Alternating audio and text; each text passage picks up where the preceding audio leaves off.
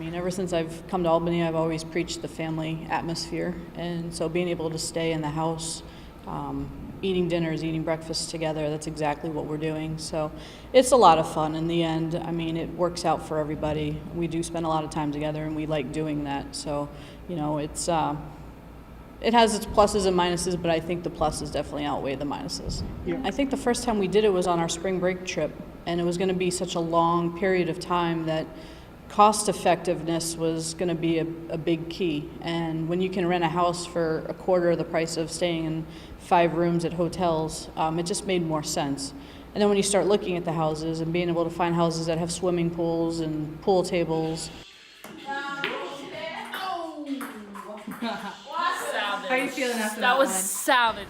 It's almost like the built-in entertainment helps too, you know.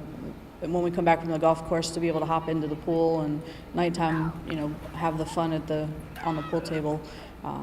It just made more sense to do it that way, and we've stuck with it. When I offered the option of either staying in a hotel or staying in a house to the team, they picked the house. I was actually really surprised, but we've done it for almost every tournament this year, and you know, I think it's the way to go for us. If we were to drop in at like 6, 7 o'clock in the evening after a tournament, can you sort of set the scene for what we would see in there? Well, first off, you would see golf clubs everywhere, travel bags. Sometimes we have garages and sometimes we don't. So if we don't, it's really just wherever it fits. You know, some people will be sitting on the couch watching TV. Some will be on their phones. The last house, we had some video games, so they were playing video games. Usually there's like 2 or 3 bathrooms, so you know somebody might be in the shower after the round, and you know, if we're cooking dinner that night, some people might be in the kitchen preparing for that. You know, later at night is when we all kind of gather, maybe on the couch and hang out, and you know, like all 8 of us, just sitting like a big family and you know, playing the games and watching the TV shows. It's fun. Usually reality TV, not something too smart. And then play games. We play Heads Up. We've played board games, and yeah, just hang out. You're all Division I athletes, obviously. These games get competitive. Oh, very, very. We're all, I think anyone on the team is very competitive, and a couple of us are very sore losers, so it gets fun. I might have to go with Megan. She knows what she's doing. She's taught me a couple tricks.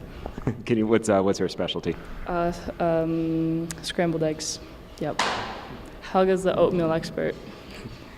We try to make all the trips interesting. Obviously, spring break, the first part of it, we have the time to be able to go to the beach or you know, go and swim in the pools like we did the spring break, the spring training baseball game. That was really cool because I didn't think many of the players had been to a baseball game before. So, you know, the weather was going to be nice and just a great opportunity to get outside and experience something new.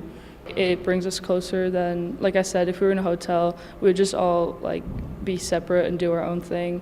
I think this translates well in the course. Like when we see each other, we always try to wave, like fist bump, be positive, and I think that's one thing that can separate us from other teams. All the houses are unique. Our house in Yale was right on the water. It was really, really big. They're all just very different. Sometimes they have movie theaters. It just depends, but I think they're all pretty cool. I mean, it beats staying in a hotel room, that's for sure.